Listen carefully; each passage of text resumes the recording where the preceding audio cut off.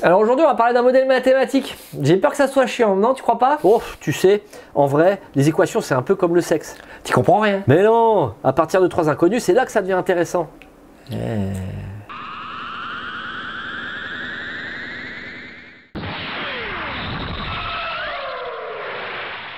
Bonjour les padawans de la physique. Obi-Wan pour vous servir. Bienvenue sur la chaîne qui répond à vos questions. Et pour ce faire, laissez-les en commentaire et j'y répondrai lors d'une prochaine vidéo.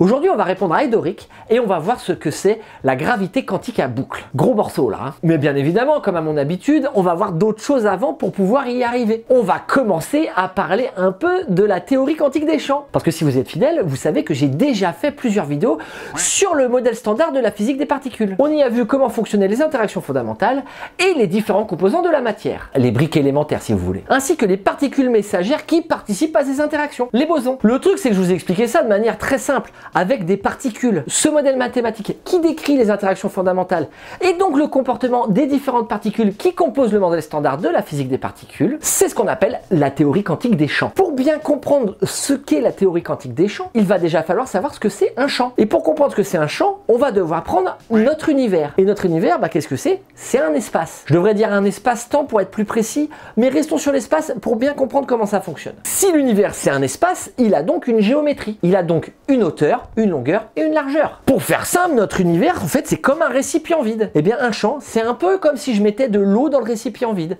Il va prendre tout l'espace. Il va prendre toute la place. Comprenez bien que ce que je vous dis, c'est juste une image, c'est pas la réalité. Pourquoi? Eh bien parce que le champ, lui, il n'est pas composé de particules comme l'eau serait composée d'atomes. Un champ, c'est un modèle mathématique. Il est donc composé d'objets mathématiques. Et des objets mathématiques, il y en a de plusieurs sortes. Des communs qu'on connaît tous, par exemple des nombres ou des vecteurs, et des moins communs dont on ne parlera pas ici. À titre d'exemple, si vous voulez, prenons la vidéo que j'ai faite sur le boson de Higgs. On a dit que le boson de Higgs, il faisait partie d'un champ, le champ de Higgs. Eh bien le champ de Higgs, j'avais dit que c'était un champ scalaire. Un champ scalaire, c'est un champ qui est composé de nombres. À n'importe quel endroit du champ où on regarde, il y a un nombre. Bon voilà, on a posé les bases, les champs ça prend tout l'espace de l'univers et c'est composé d'objets mathématiques. Évidemment, on parle de physique quantique. Donc le champ, il a différents niveaux d'énergie. Des niveaux qu'on va dire discrets, qui sont que à certaines valeurs. Il a une énergie, c'est l'énergie fondamentale, et il a d'autres niveaux d'énergie possibles. Eh bien, imaginez-vous qu'une perturbation du champ, c'est-à-dire une variation d'énergie de ce champ, eh bien c'est une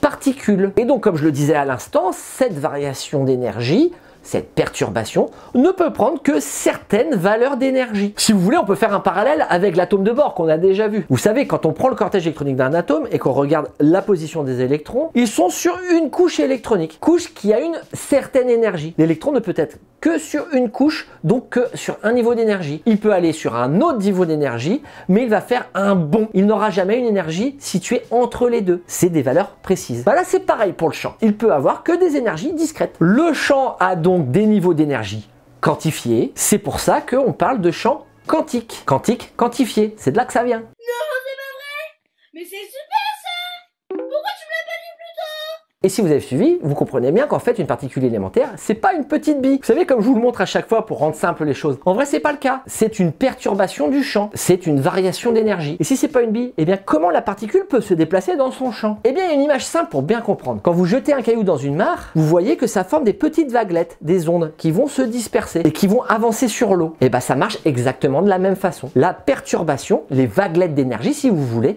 vont se déplacer dans le champ. C'est comme ça que les particules se déplacent dans un champ quantique. Et donc maintenant, on avait un espace vide dans lequel on a mis un champ. Ce champ a des perturbations qui sont en fait des particules de ce champ. Là, on commence à être pas mal. Sauf que quand il n'y a pas de particules, je vous ai dit tout à l'heure que le champ a un niveau d'énergie fondamentale. Et quand il est à son état d'énergie fondamentale, on dit que c'est le vide quantique. Et bien en fait, c'est-à-dire que le champ a quand même des fluctuations quantiques permanentes.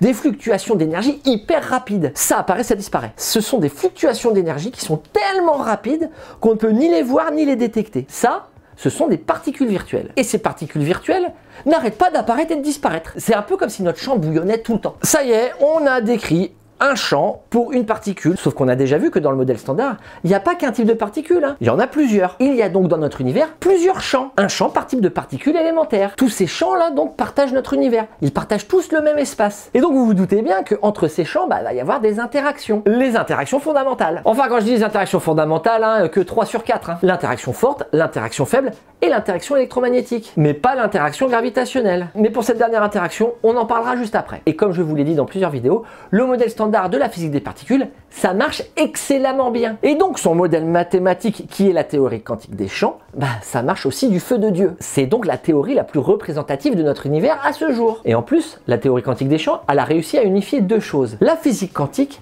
et la relativité restreinte. Mais malheureusement, les physiciens n'arrivent pas à unifier tout ça à la relativité générale. Relativité générale qui, elle, explique la quatrième interaction fondamentale, l'interaction gravitationnelle. Rappelons-nous, mais très succinctement, comment fonctionne la relativité générale et donc comment fonctionne l'interaction gravitationnelle. Le tissu de notre univers, c'est ce qu'on appelle l'espace-temps. L'espace-temps est donc représenté en 4 dimensions. Les dimensions d'espace, celles que je vous ai données tout à l'heure, hauteur, longueur, largeur, à laquelle il faut rajouter le temps. Évidemment, pour nous, c'est difficilement concevable. Donc, pour bien comprendre comment marche la relativité générale, du moins très simplement, on va considérer qu'il y a 3 dimensions.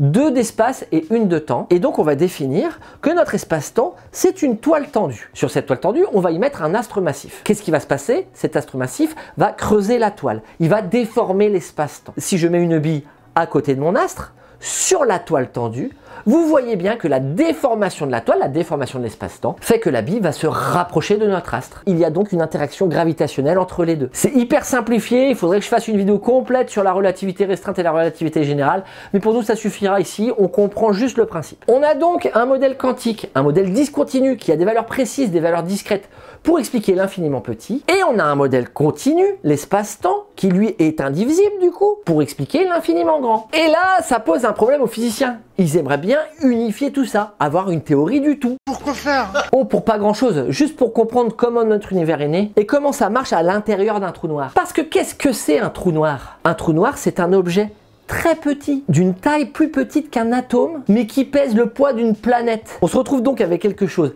d'extrêmement petit, donc qui serait régi par la physique quantique, mais d'extrêmement massif, donc qui serait régi en même temps par la relativité générale. Donc si on arrive à unifier les deux théories, on peut comprendre un peu comment ça marche tout ça. Et là aujourd'hui, les physiciens, ils ont 2 solutions qui semblent quand même pas mal. 2 solutions différentes, mais les deux peuvent répondre à l'unification de ces 2 théories. Il y a la première solution, celle qu'on ne développera pas ici, c'est la théorie des cordes. Théorie des cordes qui mériterait une vidéo dédiée. En plus, c'est hyper complexe, on est à plus de 10 dimensions. Ça, on met ça de côté, c'est pas le sujet de la vidéo. Et évidemment, la deuxième solution, c'est le sujet de la vidéo. La gravité quantique à boucle. On parle donc de gravité quantique. Il va donc falloir quantifier l'interaction gravitationnelle. Et donc, il y a un paramètre qui va devoir prendre des valeurs discrètes, des valeurs précises. Et ce paramètre, ça va être quoi? Ça va être l'espace. Qui dit espace, dit évidemment longueur, dit surface, et dit volume. On va parler que de la longueur, puisque au final, la surface et le volume, ça découle de la longueur. Prenons quelque chose que l'on connaît, 1 cm. Si je vous dis 1 cm, je vous dis on peut avoir soit 0, soit 1 cm. Mais on peut encore diviser. On peut avoir 0,1 cm, 0,2 cm, 0,3 cm, etc. Prenons la première portion, entre 0 et 0,1 cm.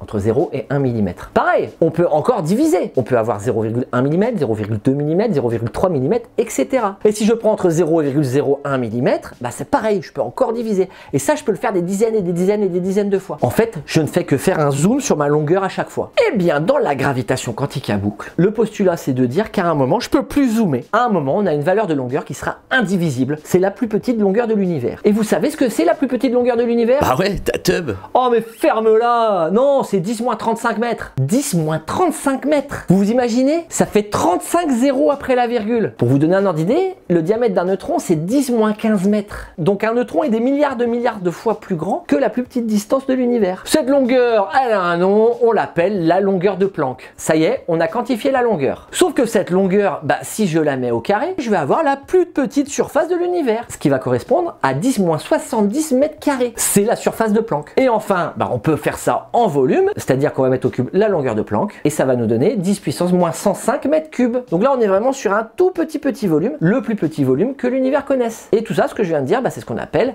les dimensions de Planck. Qu'est-ce qui découle de ce que je viens de dire? C'est que à cette échelle, à l'échelle de Planck, l'espace n'est plus continu, il est discret. il a que des valeurs précises. Évidemment, à notre échelle, nous, l'espace, il paraît continu. C'est comme la matière. La matière, là, nous, elle nous paraît continue. Et si on zoome au microscope jusqu'à arriver à voir les atomes, on voit que la matière est discontinue. Et ben c'est pareil pour l'espace. Si vous voulez une autre image qui est souvent utilisée, imaginez-vous l'espace comme une image sur votre télé, une image fixe. Vous voyez que ça forme une belle image, une belle photo. Si je viens zoomer sur mon image, je ne verrai que des pixels. Donc quand je zoome, je trouve un pixel. Quand je dézoome, ça me fait une image complète. Et bien sur le même principe, les atomes d'espace, ce sont les pixels d'espace si vous voulez. Ah oui, d'accord.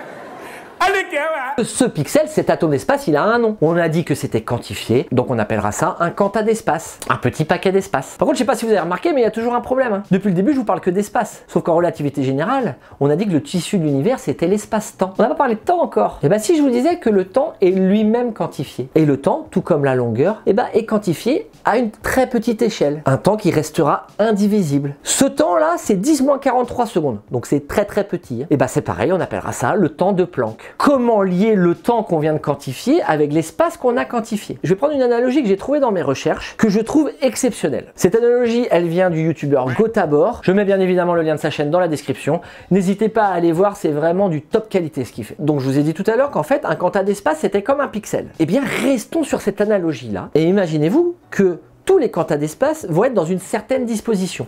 Ils vont avoir un agencement spécifique à un instant T. Cet agencement est défini par un modèle mathématique qu'on appelle un réseau de spin. Les réseaux de spin qui étaient à la base représentés par des boucles. C'est de là que tient son nom la théorie de gravité quantique à boucle. Donc on a un quanta d'espace qui va être agencé avec d'autres quantas d'espace pour former un réseau de spin. Tout comme un pixel va être agencé avec d'autres pixels pour former une image. Donc le réseau de spin, c'est notre image. Et là, la vidéo que vous êtes en train de regarder, ou les films que vous voyez à la télé ou au cinéma, qu'est-ce que c'est? C'est une succession d'images. En général, on est à 24 images par seconde. Ce qui fait que le temps entre chaque image est donc de 1/24e seconde. Et bien ce qu'il faut, c'est garder ce concept et l'appliquer à la gravité quantique à boucle. L'image d'après, donc un nouveau réseau de spin, un nouvel arrangement, apparaîtra après le temps de Planck. Et tout comme une succession d'images va donner un film, les successions de réseaux de spin vont donner ce qu'on appelle une mousse de spin. Et donc c'est comme ça qu'on peut expliquer la déformation de l'espace-temps. Et bien sûr, tout ça c'est des modèles mathématiques et ça a été modélisé. Et regardez donc à quoi ça ressemble.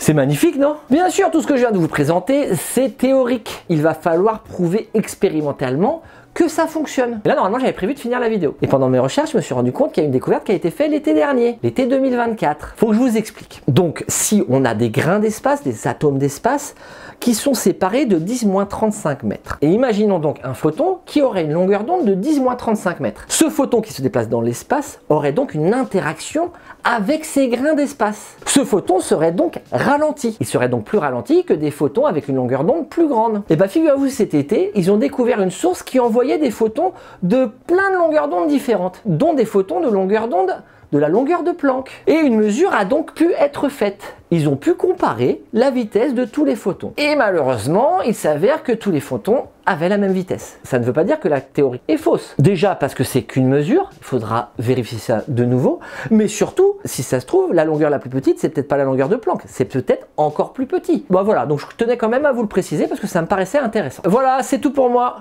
Je le dis à chaque fois, mais là c'est plus important que d'habitude. Les sujets abordés dans la vidéo sont extrêmement simplifiés. Donc peut-être que des petites erreurs se sont glissées dans mon propos. Si par contre vous voulez reprendre mes erreurs dans les commentaires de manière bienveillante, c'est avec un grand plaisir. Sinon pour le reste, vous connaissez la chanson. Si cette vidéo vous a plu, vous lâchez votre meilleur like, vous mettez la cloche et vous vous abonnez. C'était Obi-Wan qui vous dit que la science soit avec vous.